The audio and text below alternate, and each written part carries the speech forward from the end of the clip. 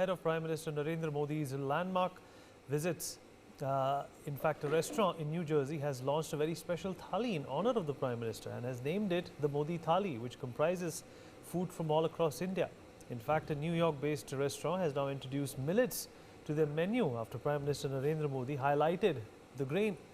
With that being said, in this telecast, we will primarily be highlighting traditional food served across India, how it has gained influencers and attracted them across the United States of America, and how can we further promote our food, perhaps across the world and elsewhere in the country as well. Rajalakshmi Joshi, political analyst, joins us on the show. Mr. Rahul Ishwar, Hindu activist, with us on the program.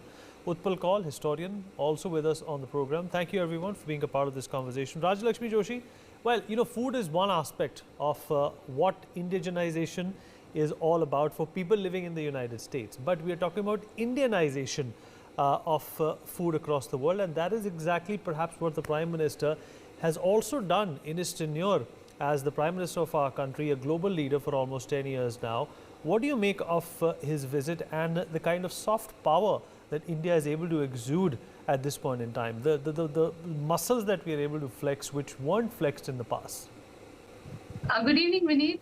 And yes, we are all looking forward to this historic visit of PM Modi ji. Even though he has already visited 6 times, this is the first state visit, and that also a very historic one. Like, this is a very rare state visit, and he's going to be giving the congressional address, which again is a very rare thing, for the second time.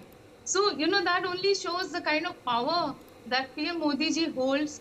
And in the words of some of our diaspora who have come up with things like the Modi Thali and things like that, they have called him a rock star.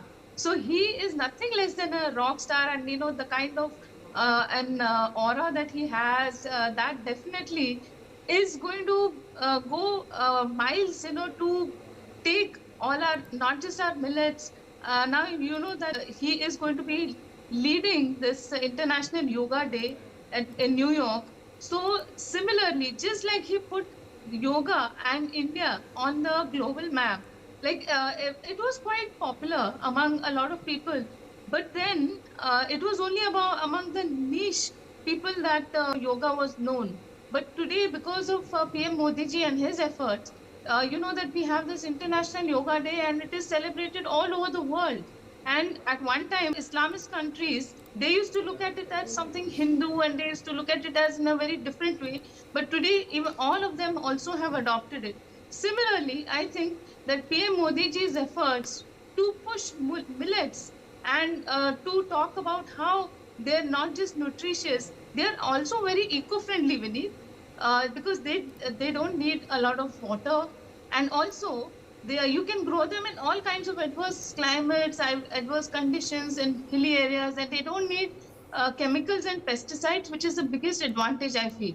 Like today, when, you know, in today's times, when you need, when the whole world is shifting towards organic foods, I think that this is a very big revolution, I think. So that, I think, you know, India is taking the lead, and PM Modi ji is very instrumental in all of this.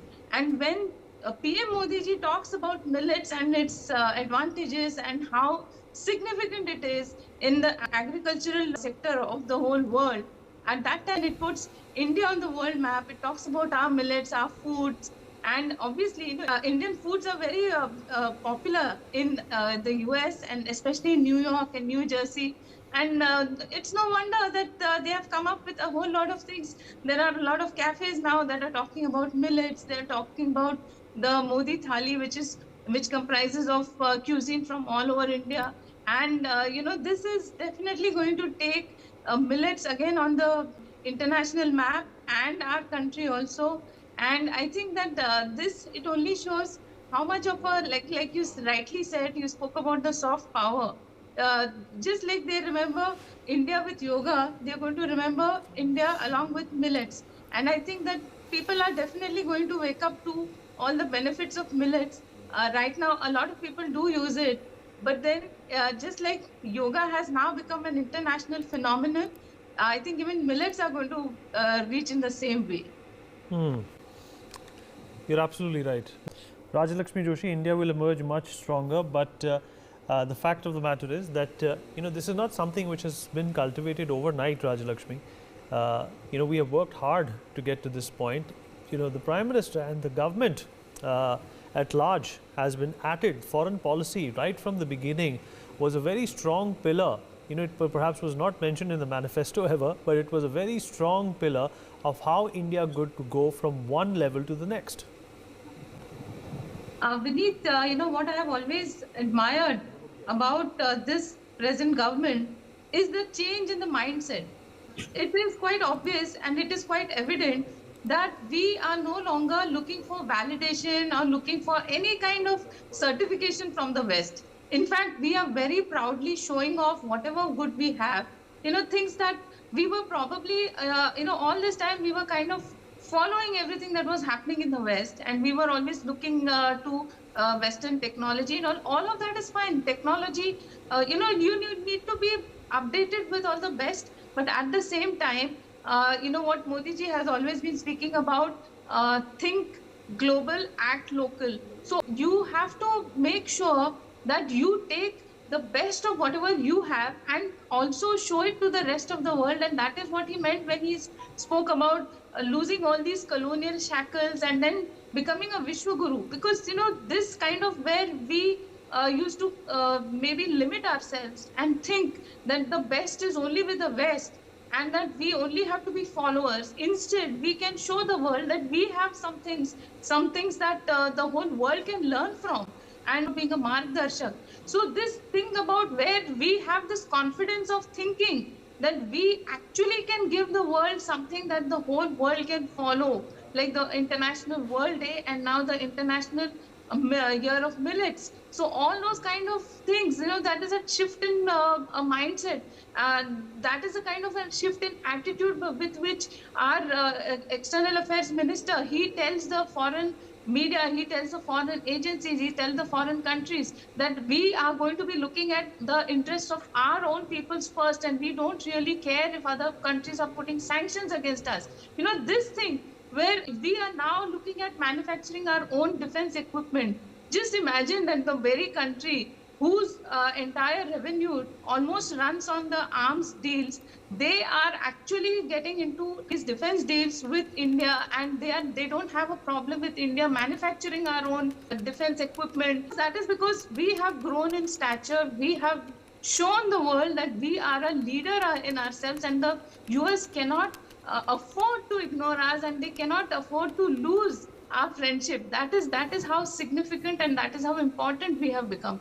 And that is all thanks to the leadership of Narendra Modi ji. So he has actually shown the world that this is the kind of an attitude that we are going to be displaying, and that we are the very best, and we definitely have a lot to offer to the whole world. And the world also can learn a lot from us, and it's not just going to be the other way around. So the world cannot keep telling us what to do about whether we can develop our nuclear facilities or not, whether we can have certain defense equipment or not, or about whom we should be buying oil from, about whom we should be collaborating with.